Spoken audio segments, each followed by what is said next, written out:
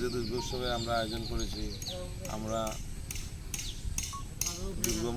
দুর্গাময়ের আরাধনা, আমরা দুর্গা পূজায় ব্রতী হয়েছি। আমরা নবর ক্লাবের প্রত্যেক সদস্যগণ, এছাড়াও আমাদের গ্রামের বয়োজ্যেষ্ঠ ব্যক্তিগণ, এলাকা সম্মানিত ব্যক্তিগণ আমাদের এই উৎসবে সর্বস্তরের সহযোগিতা করছেন। তাদের এই এলাকাবাসীর সর্বস্তরের এলাকাবাসীর সহযোগিতায় আমাদের এই উৎসব সুন্দরভাবে পরিচালনা হবে বা পরিচালিত হবে, এই আশা আমরা রাখছি। পাশাপাশি এই উৎসব করতে গিয়ে আমাদের পাশাপাশি এলাকা যেমন রুয়া, বিলটুই, পানিসাগর, দেওচড়া এবং অন্যান্য সকল স্তরের জনগণ, বিভিন্ন এলাকার বিভিন্ন জনগণ আমাদের এই অনুষ্ঠানে বা এই দুর্গামায়ের যে পুজো বা উৎসব, এই উৎসবে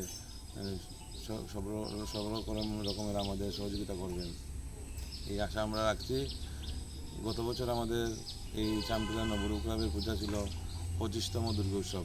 আমরা 25তম দুর্গা উৎসব করেছি সবাইকে নিয়ে, এবং এই 25তম দুর্গা উৎসব আমরা করতে পেরে আমাদের এই রাজ্যের মাননীয় মুখ্যমন্ত্রী শ্রীযুক্ত ডক্টর মানিক শাহ মহাশয় আমাদের উত্তর ত্রিপুরা জেলার মধ্যে আমাদের প্যান্ডেলের দিক দিয়ে আমাদের প্রথম পুরস্কার দিয়েছেন। আমরা এই পুরস্কার ক্লাবের সদস্যরা মিলে আমরা আগরতলা রবীন্দ্রভবন থেকে আমরা এই পুরস্কারটি ওনার কাছ থেকে আমরা নেই। এবছরে আমাদের এই দুর্গা উৎসব 26তম দুর্গা উৎসব।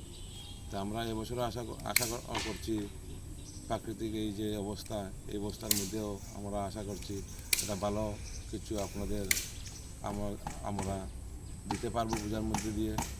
যেমন এই পূজার মধ্যে ষষ্ঠীর দিন আমাদের এখানে বস্ত্র বিতরণ অনুষ্ঠান রয়েছে।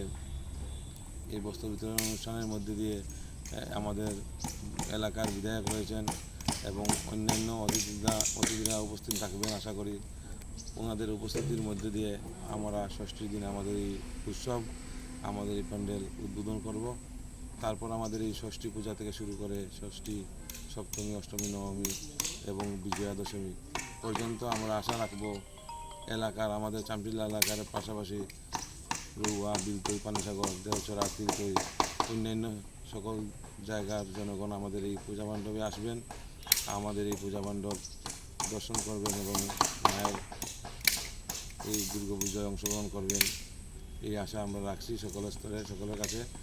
সকলে যেভাবে সহযোগিতা করবেন সেইভাবে এই পুজোয় এসে আনন্দ উপভোগ করবেন, এটা আমরা ক্লাবের পক্ষ থেকে সকলের কাছে আহ্বান রাখছি।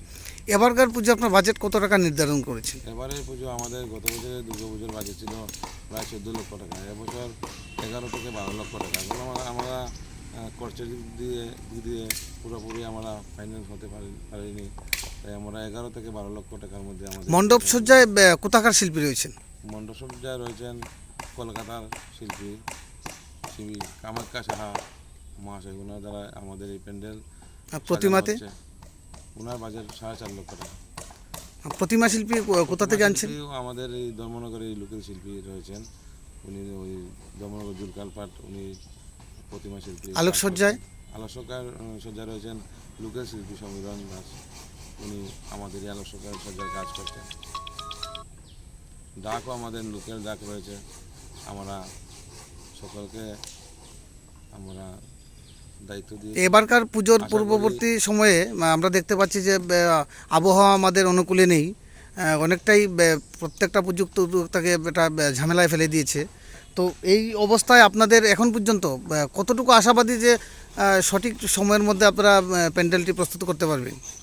আমরা আশা করি পঞ্চমী দিন পর্যন্ত আমাদের এই প্যান্ডেল বা আমরা মূর্তি বা দুর্গা প্রতিমা আমরা আনবো পঞ্চমীর দিন দুপুরবেলা। সকল ক্লাব সদস্যরা পাশাপাশি আমাদের এলাকার সকল স্তরের জনগণকে সহযোগিতায় আমরা এই দুর্গা প্রতিমা আমার প্যান্ডেলে আনবো। আমরা আশা করি ওই পঞ্চমীর দিনে আমাদের এই প্যান্ডেলের কাজ বা সব ধরনের কাজকর্ম আমাদের এখানে সম্পন্ন হবে, এই আশা আমরা রাখছি।